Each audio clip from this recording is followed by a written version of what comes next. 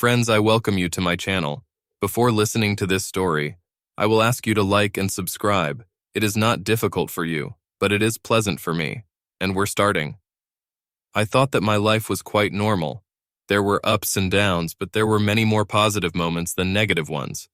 I married Joyce, the first woman I really fell in love with 24 years ago.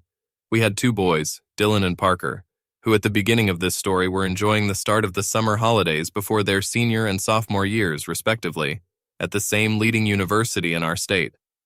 Before and after this summer, Joyce and I were alone and enjoyed spending time together.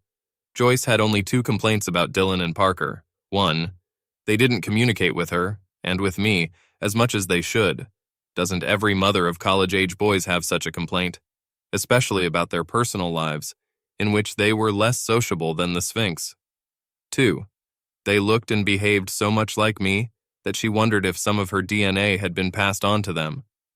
Dylan, Parker, and I are all 190 centimeters tall, weighing between 95 and 100 kilograms, with sandy hair and blue eyes. Physically, I'm almost as fit as they are, thanks to daily cycling, weightlifting, kayaking, and CrossFit. Joyce, 5 years and 8 months ago, weighed 60 kilograms, has almost black hair and green eyes, and is in good physical shape. However, the boys do not look like her at all, neither in face nor in build, nor in skin color. My only real problem with my family is that Joyce travels too much on business. She is away from home for an average of 2 to 3 nights a week. My job is local and I set my own hours, so if she was at home more often, we could do more things together and enjoy life more than we do now, especially since money is not a big problem for us. One Tuesday, when Joyce was on one of her business trips and Dylan and Parker were at their summer jobs, I was just finishing a 25-kilometer bike ride, which was one of the best in our area. There were parking lots AE along the route, and I parked in D. It was a great ride on a beautiful sunny day with low dew point. I was about to start braking to turn into parking lot D when I came across a female cyclist riding on the side of the road, who apparently had serious problems with her bike. I stopped to help. "Is there a serious problem?" I asked with a half smile, stopping right in front of her bike. She was on her knees examining her rear derailleur and looked up at me, showing a pretty face. She half smiled back. "Yes, thanks for asking. It seems that the aluminum suspension of my rear derailleur is bent in some way, and the rotation of the rear wheel is difficult, let alone switching," she replied, demonstrating a good knowledge of bicycle mechanics. "Do you mind if I take a look?" I asked. "If you would be so kind," she replied, getting up. I gave her a quick glance as she stood up and took a couple of steps away. I estimated her height at about 160 centimeters, weight 50 kilograms. I couldn't see her hair well because of the bike helmet, but since she wasn't wearing sunglasses, her brown, shiny, and expressive doe eyes were clearly visible and very attractive. I examined the rear derailleur and made sure that her diagnosis was absolutely correct. "As far as I can tell, you've pinpointed the problem," I said with a smile, standing up. "You also probably already know that even if you manage to put the suspension back in place, you won't be able to do it here on the track, but the rear wheel will have to be removed, and the suspension will probably be repaired at the bike workshop." "That's what I was afraid of," she mused. "Are you parked in parking lot D?" I asked. "No, in parking lot E, about 6 kilometers from here, and I can't get there," she grumbled. "I'm in parking lot D, right at the entrance to the bike path. I'll take you to your car in parking lot E," I said with a smile. I felt some wariness on her part, so I took out my ID and handed it to her. "Here's my name and address. Call someone you know and tell them that I'll give you a ride and that you'll call them back as soon as I give you a ride. Thus, if I turn out to be an axe murderer, at least you will die knowing that I will be caught," I said, uttering the last sentence with a wide smile on my face. It was only after I said this that I wondered if she would find my joke funny and if she would refuse my offer. "He's a cheeky brute, isn't he?" She laughed instead of running away as a result of my joke. She took my ID card from me, took out her mobile phone and called, standing about 2 meters in front of me. "Hi, Cheryl. It's me, Brenda. I'm having trouble with my bike on the bike path, and a guy named Brian Craddock, who lives here in town at 727 Sagamore Lane, will give me a lift to my car. If I end up dead, you know who to send the cops after," she said, and laughed into the phone. After a pause, obviously listening to Cheryl, she said, "That's a great idea." Then she looked at me and said with a grin, "Cheryl thinks you should take off your helmet and let me take a picture of you and send it to her so the cops can identify your face in case your ID turns out to be fake." I grinned, took off my helmet and posed for a photo with a grin on my face.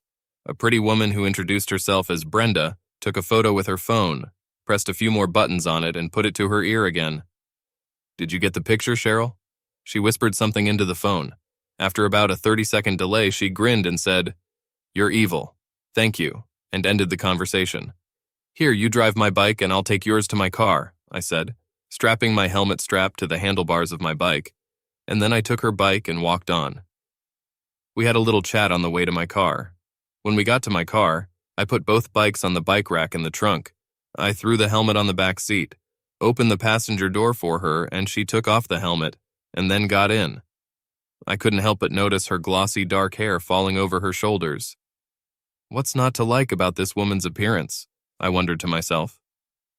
In the 15 minutes we drove to Parking E, it's further down the road than the bike path, we exchanged an amazing amount of personal information. I was extremely open and talkative. There was something about the brand that inspired confidence. I told her about my family, including Joyce's unwanted number of trips, and about my 2 boys. Brenda was just as outgoing, and her situation was remarkably similar to mine. Her husband Stan traveled on business almost as often as Joyce, and she had 2 daughters named Serena and Kira, who were sophomores and seniors at the same state university as Dylan and Parker. "Who are your girls studying for?" "Maybe Dylan and Parker know them?" I asked. "Not if your sons are studying engineering, as you said," she chuckled. "Serena is studying art with a bachelor's degree in art history, and Kira is studying kinesthesiology with a bachelor's degree in art." I laughed. "I think you're right. Their classes are probably on opposite ends of the campus, with 30,000 other students in between." Our conversation was so pleasant that when we arrived at Parking Lot E, I said, "I have an idea. Since after that I was going to my fitness club for a CrossFit class, and you won't ride a bike, but you'll spend time on it. Why don't you leave your bike at Morton's bike shop, which is next to my fitness club, and you'll be at my disposal. My guest today. Have you tried doing CrossFit? Are you trying to pick me up?" She laughed. "No, I'm just trying to figure out if your body is working as well as it seems," I grinned back. "Oops, did I say that out loud?" I chuckled. "You're a real cheeky guy, aren't you?" She giggled. "Okay, since I don't have anything else planned, I'll try." In short, we ended up going to the bike workshop, worked out together for an hour. She did exceptionally well for her first time, and then picked up her repaired bike and had lunch at a regular cafe before we said goodbye. At the same time, we quickly hugged. Then she said, "If Joyce isn't home tomorrow, why don't you go kayaking with me on the river? I usually go there for an hour or 2 on Wednesdays when Stan is out of town." "With pleasure," I replied. "I was going to go out this week anyway. As you probably already noticed, there is a stand for 2 kayaks on the roof of my SUV. I'll pick you up at, say, 8 a.m., she said. "I'll be ready," I smiled. "I think you already know the address." "Yes, about that," she chuckled. "I could have stalked you, but you readily gave away your personal information. You wouldn't trust me if I didn't," I chuckled. "Oh, by the way, going back to the fact that I gave you my ID card, what did your friend Cheryl say to you on the phone that made you tell her you're evil after you emailed her my photo?" Brenda blushed slightly, but quickly came to her senses, giggling. "I should know that, but you shouldn't," jumped into her SUV and drove off, quickly waving her hand out the window. Brenda was probably the easiest conversationalist I've ever met. Moreover, although she was far from a classic beauty, her body shape and facial features, as well as her general demeanor, made her as attractive as any other woman I have ever met. When I left, I convinced myself, "You've never cheated on Joyce in the 26 years you've been together, including 24 years of marriage, and you're not going to start now." I hoped I was right because I hated cheaters. Over the next few weeks, Brenda and I became great friends. Because we both had jobs that allowed us to work whenever we wanted, provided we did it, and because we both loved all kinds of physical exercise and outdoor adventures, we practiced together at least 3 times a week, usually for a few hours each time. It was really great to make a friend. However, there was a problem. I was strongly attracted to her. The problem escalated one day when we both turned over on our kayaks and eventually pulled them ashore. At first we laughed and teased each other, but when Brenda stood up, strapping the paddle to the kayak, her face was very close to mine, as close as possible, given the difference in our height of 30 centimeters. I couldn't help myself. I kissed her quickly on the lips. She looked at me questioningly. Then I hugged her to me and kissed her hard. When we parted, she looked me straight in the eye. You know that we both hate cheaters, and that the last thing we want is to destroy each other's families. It seems that traitors are always caught sooner or later. I like you too, but kissing like we just kissed will lead to a hookup, and then most likely, to disaster. We stared into each other's eyes in silence for what seemed like a very long time. While I was looking at her, my big head got the better of my little one, and I finally answered with a smile. You're right. I apologize and will keep my hands to myself, unless it's to keep you from drowning. She smiled back, gave me a quick kiss on the lips, and said, Since you're so noble, and since you've weakened my knees with your lovemaking, how about tying my kayak, in addition to yours, to the roof of my SUV? I obeyed. Nothing else was said or done for a week, and then another incident occurred. Brenda and I swam in a local lake to refresh ourselves after an hour of kayaking. She made some witty remark, and I unbuttoned the elastic band on her one-piece swimsuit just above her ass. Brian, baby, you don't want to flirt with me, she growled mockingly. I don't want to crack your balls, she said, squeezing not hard enough to cause real pain, but it definitely caught my attention. I don't think the result was what she expected. Well, it seems like you can't control your little friend at all, can you? Brenda giggled. Please let me go, I'll be good, I groaned. She laughed, let go of me, and turned her back. I plopped down on the ground. She turned to me and also sank to the ground about a meter in front of me. It's really hard for me, Brenda. We need to do something to help me cool my ardor towards you, I muttered. I need something to cool my ardor towards you too, she moaned in response. But I can't stop talking to you. We have such a good time doing different things together. You're more fun than anyone else I've ever talked to, and I don't want to give up our friendship or our classes, I grumbled. After another pause, she cocked her head. I have, I hope, a partial solution. From what you've told me, Joyce is a very nice person, and so is Stan. If we get to know each other's spouses and maybe even each other's families better, it will help suppress any lustful feelings. I thought about it for a minute while her brain seemed to be considering options for the development of events. I think you're right, I replied. What are we going to do next? I plan to have a barbecue at my house next Saturday. I'll put you, Dylan, and Parker on the guest list. There will be at least 30 people there, including at least 15 of Serena and Kira's peers. How do you like this offer? Let's make it work, I smirked, and then avoided physical contact with her for the rest of the day. Brenda's barbecue turned out great. I met Stan and she met Joyce, and the other adults were friendly too. There wasn't a single jerk among them. Joyce and I were introduced to Serena and Kira. Brenda was right, except for the fact that each of them was about 5 centimeters taller than Brenda and maybe 5 kilograms heavier. They seemed more like clones of Brenda than her children. I saw Serena and Kira at least introduce themselves to Dylan and Parker, and all the guys under the age of 22 seemed to have fun together playing volleyball, beer ping pong, and other games in Brenda and Stan's backyard, which seemed perfect for such events. We were one of the last to leave the party around midnight. On the way home, Joyce, of course, tried to ask the boys if they had met any interesting people. All they said, with Cheshire cat grins, was that they had a good time and were glad they had come. However, as expected, they remained completely silent about whether they liked any of the dozen very attractive women between the ages of 17 and 22 who attended the party. Brenda and I remembered the party when we went for a bike ride and lunch the following Monday. I asked her if Serena and Kira were impressed by the cute guys there. Brian, because I had an overly obsessive mother, I never ask questions about such things, and they don't share information voluntarily. Stan tried to ask them about it, but they just laughed at him. We had fun, Dad, but we weren't engaged, so leave it as it is, they told him. The party had the desired effect.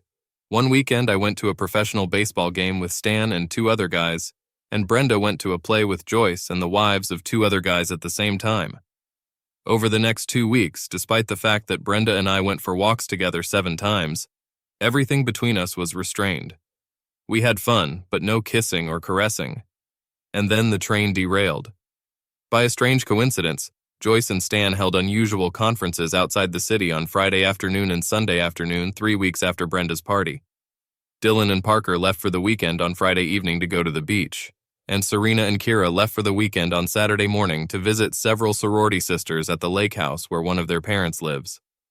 Brenda bragged about what a good dancer she was, and we were confident in our ability to avoid any lascivious contact, so we agreed to go to dinner and to the club.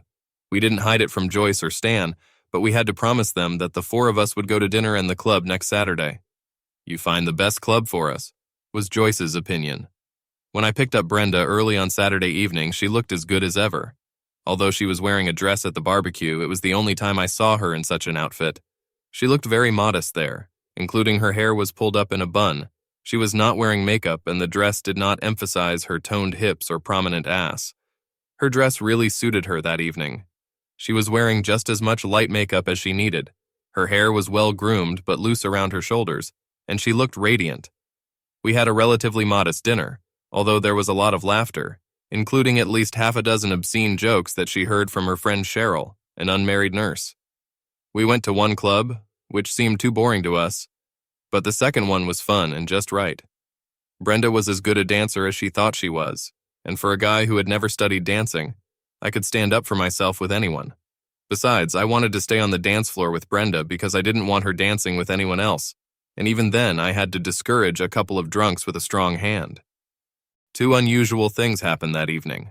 The first unusual thing was that Brenda had drunk more alcohol than I had ever seen. She and I are both almost teetotalers, but not this evening. Between dinner and clubbing, she probably had 2 glasses of wine and 4 pina colades, and I just had a couple of beers. Secondly, when we danced 2 slow dances, including the last one, she snuggled up to me. When we drove to drop her off at about 1 o'clock in the morning, she was frivolous and chatty. She constantly came into contact with me, although in a playful, not overtly manner. When we got to her house, she said, "Could you come in and help me replace a couple of the screens I moved today? I don't want Stan to know that I did it because it's a sore spot between us." "Can it wait until tomorrow?" I asked. "No, because I want to sleep longer and Stan has to come back after lunch." "Come on, Brian, baby. If you want, you can take this." She grinned, reaching under her dress, took off her lace panties and shoved them under my shirt. "And how do you think I'm going to explain panties to Joyce?" I laughed. "Tell her that this is what you want to give her and ask if she likes it," Brenda laughed. Brenda noticed that I was hesitating. "I really need your help, man. I'll even tell you what Cheryl said when I emailed her your picture the day we met," she giggled. I gave in, and we entered her house. She had a little problem with the key, so I opened the door for her. When we entered the living room, Brenda's attitude changed. A half-serious expression appeared on her face. She came up to me, put her arms around my neck, and imprinted on my lips the most passionate kiss of my life. I resisted a little bit at first. I don't know how long the most passionate kiss in my life lasted, but it seemed like 5 minutes.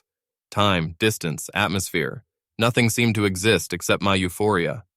At some point, I came to myself almost normally, tore her torso from my chest, and when she carefully opened her eyes, looked into them.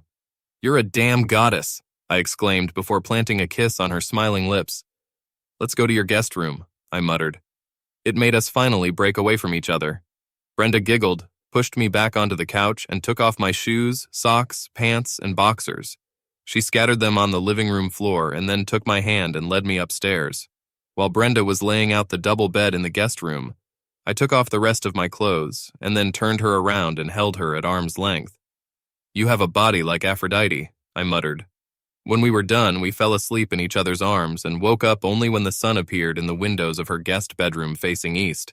It seemed to us that we woke up almost at the same time and smiled at each other. "You're just amazing," I murmured, and then planted a kiss on her lips, despite our morning breath. "It was probably the most fun time of my life," she giggled, and then gave me a quick kiss. "I need to take a shower and brush my teeth," she grinned, jumping out of bed. "Join me." I didn't have to be asked twice. "I can't wait to help," I giggled, reaching for her honey pot. We had breakfast. She's wearing only a short negligee and I'm wearing only boxers. We ate light meals. During our conversation at breakfast, I said, "I almost forgot. Last night you lured me into your lair by promising to tell me what your friend Cheryl said when you emailed her a picture of me when we first met." "Should I?" she moaned. "Yes, unless you want me to attack you," I growled faintly. She jumped up from her chair, screamed, and ran. She didn't really try too hard to escape, and I caught her easily. Something in her gaze, a fake plea, and my memories of our 2 wonderful meetings last night made me horny for the 3rd time in less than 7 hours, which has not happened since I turned 20. You must be punished, I growled. I'm afraid I'm going to need you even more, she whined. I can't stay away from you no matter what, I moaned back. I got dressed and got ready to leave long before Stan was supposed to come back. The neighbors on the south side are on vacation, and I would be glad if you went out the back door and walked around their lot so that no one would see you coming out of my front door at 9 o'clock in the morning. It would be hard to explain, she chuckled. Let's go for a bike ride on Tuesday. I'll arrive on my bike at 9:30 and we can have a snack at my house when we're done, I said with a malicious grin. Okay, it looks like a plan, she smiled back. We kissed passionately, and I went out the back door, and the endorphins were still bubbling in my brain like the Amazon River, and I literally swam to my car. I only felt guilty on Sunday evening. However, I was able to suppress it enough to have a delightful contact with Joyce, and I didn't even fantasize about Brenda during the actual copulation. However, when Joyce fell asleep on my shoulder, I thought about Brenda. I realized that I had to give it up, but I didn't know if I could show enough self-control to do it. That Tuesday, a series of regular meetings between Brenda and me began. Although the days and circumstances changed over the next few months, what happened that Tuesday happened often. After we finished the 35-kilometer bike ride at my house, I spread 2 sheets on top of the bedspread in the guest room, and still sweaty from our trip. It seems that our sweat glands produced pheromones that made us even more desirable to each other, if it was even possible. After bed, we took a shower together. Brenda changed into a sundress that easily fit into the bag behind her bike seat, and I put her bike on the trunk of my car. Then I drove her about 3 kilometers back to her house.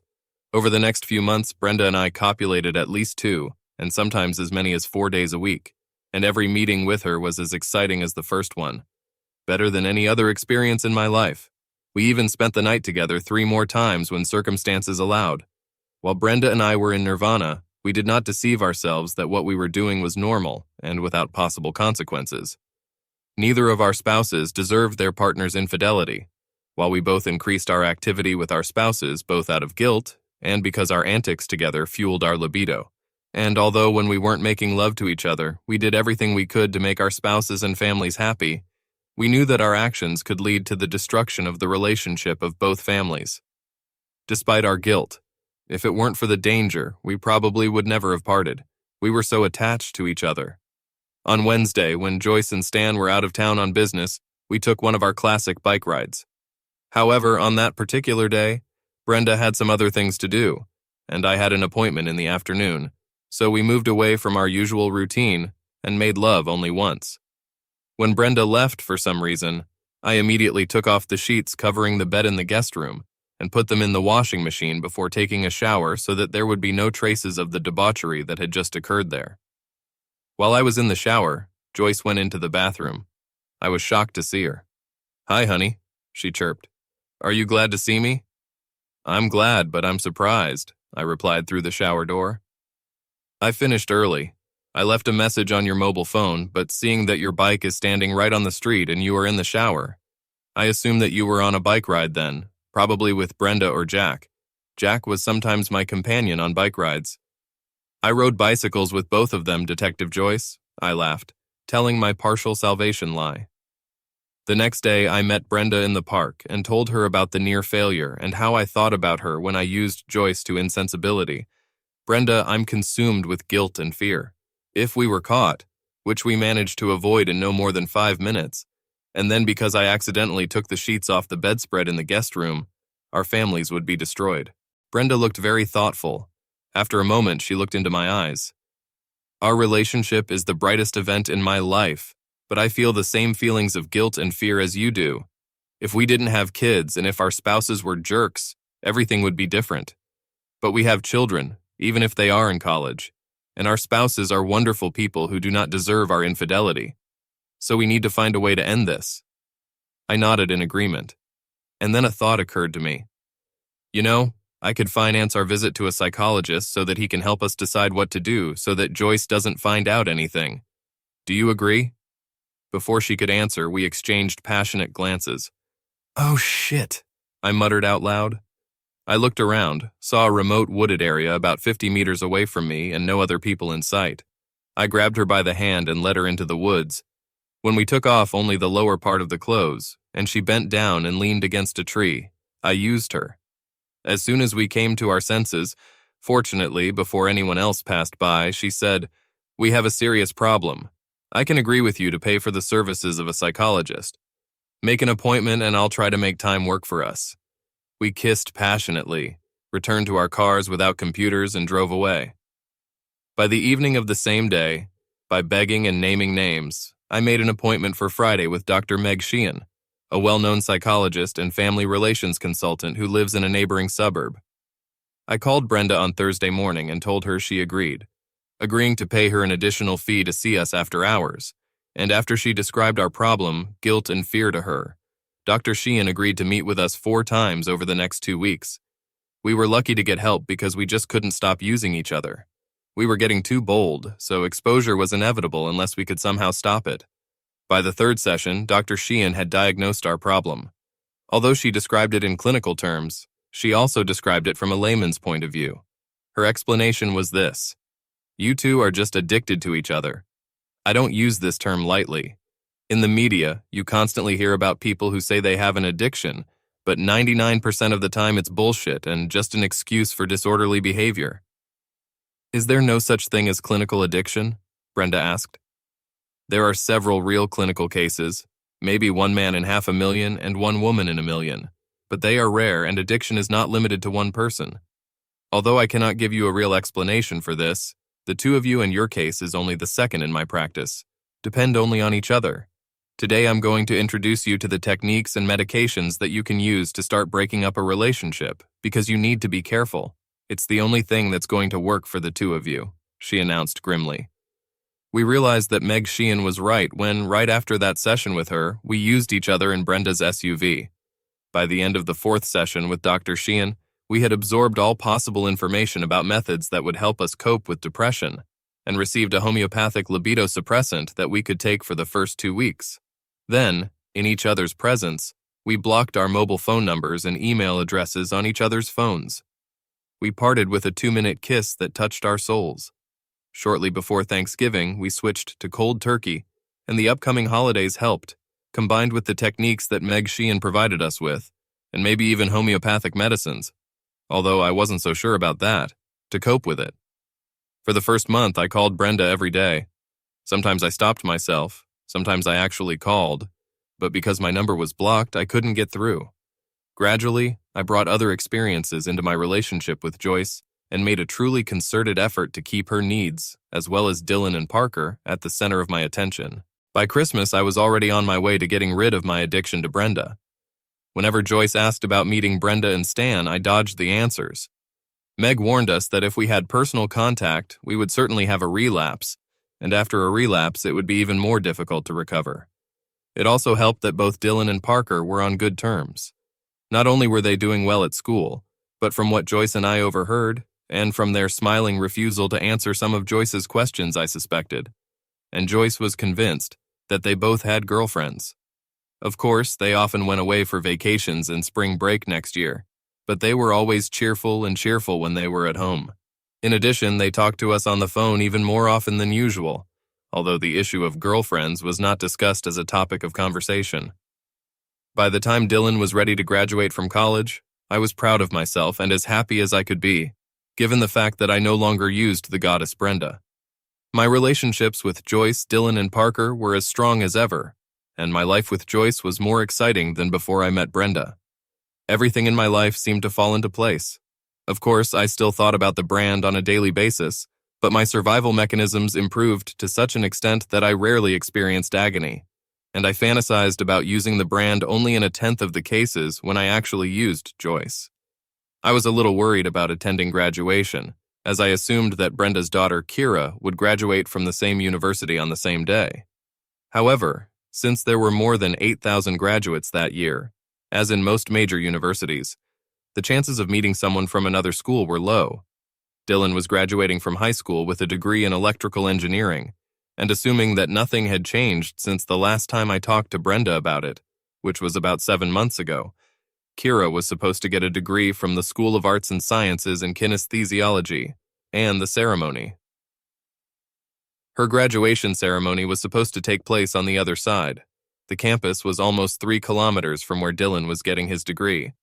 Despite the fact that a graduation ceremony was to be held at the football stadium, common to all schools, given that there would probably be more than 50,000 people among teachers, families, and guests, I convinced myself that I had an infinitesimal chance of seeing Brenda. Joyce, Parker, and I were proud of Dylan when he graduated, and the 4 of us took a lot of photos. We also enjoyed the ceremony together at the football stadium, and we never ran into Brenda and Stan. Curiously, however, when we left the stadium, Dylan walked away to return his cap and robe, and I was thinking about where we should go for a festive dinner. Parker said, "Mom and Dad, there is something I have to tell you, and in a special way. Dylan and I have booked a conference room on the 3rd floor of the Student Union. Could you meet us there in an hour?" Of course, Joyce and I had a lot of questions that Parker answered evasively. "Just meet me and everything will be revealed," he finally replied with a sincere laugh. When Joyce and I entered the conference room 58 minutes later, I was shocked to see Brenda and Stan there. When Brenda saw me, her eyes reflected the same fear as in my brain and heart. Stan and Joyce were happy to see each other, while Brenda and I avoided physical contact and unsuccessfully tried to behave as usual. We chatted for a while, Stan and Joyce mostly, since both Brenda and I had a deer-in-the-headlights expression on our faces, until fortunately we heard Parker laughing as he headed into the room. If I was stunned to see Brenda, it wasn't so much compared to what I felt when I saw Parker, our youngest son, walking into the room holding hands with Serena, Brenda's youngest daughter. They both had smug smiles on their faces. Brenda and I were silent while Stan, Joyce, Parker, and Serena chatted nonstop. After numerous "no kidding," "how cute," and other euphemisms, Parker got to the point by answering Joyce's question about how they first met. "It was love at first sight at the barbecue Stan and Brenda had last summer," Parker said. "Since then, we've been dating, and for the first time we slept together on the weekend when I was supposedly going to the beach, and Serena was allegedly going to a friend's lake house. The thought that immediately flashed through my mind was this: damn, Parker was using Serena at the same time that I was using her mother." I swallowed, and I know I blushed. Brenda, of course, blushed too. Then Parker continued, "This summer, Serena and I will find a job at the university, and we are going to live in the same apartment not only this summer, but also for the rest of our college studies, planning to get married after graduation or maybe even before graduation, if we can't wait." The lustful and loving glances exchanged between Parker and Serena made me think that they might not be able to wait. "Oh shit, Brenda can be my godmother," I groaned inwardly. I noticed the scared expression on Brenda's face. "But at least we'll be careful, which I can't say about Kira and Dylan," Serena laughed. While this little joke was spinning in my head and turning into a pretzel, Dylan and Kira entered the room holding hands. After a long chat, when Brenda and I were even more shocked, Joyce asked the same question as Parker. "So, how did you two meet?" "We felt a mutual attraction at the barbecue where we first met," Kira replied, although it wasn't exactly love at first sight like Parker and Serena. However, after our first date, we realized that there was something between us, and it quickly turned into love and lust. "We first got close on the same trip as Parker and Serena," Dylan said with a smile, "when I was supposed to be at the beach and Kira was at the lake house, and then the last blow. Dylan and I are getting married in 2 weeks. We want to have a simple ceremony with family and friends. We both have jobs in our hometown and an apartment just 3 kilometers from Mom and Dad and just 6 kilometers from you, Joyce and Brian." Kira smiled, looking first at her parents and then at Joyce and me. "Why the rush?" Joyce asked.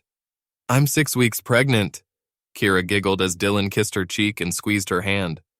Out of the corner of my eye, I saw Brenda faint, and Stan picked her up. I was practically in a stupor. Question: how the hell can I keep from using the brand when we are relatives and we have a common grandson? It was in my head all the time. Of course, I didn't have an answer, and I doubted that even Dr. Meg Sheehan would be able to help us with it, especially since it was obviously the biology of fate. If my sons, who looked and behaved exactly like me, were head over heels in love with Brenda's daughters, who looked and behaved exactly like her, then what chance did I have to resist Brenda?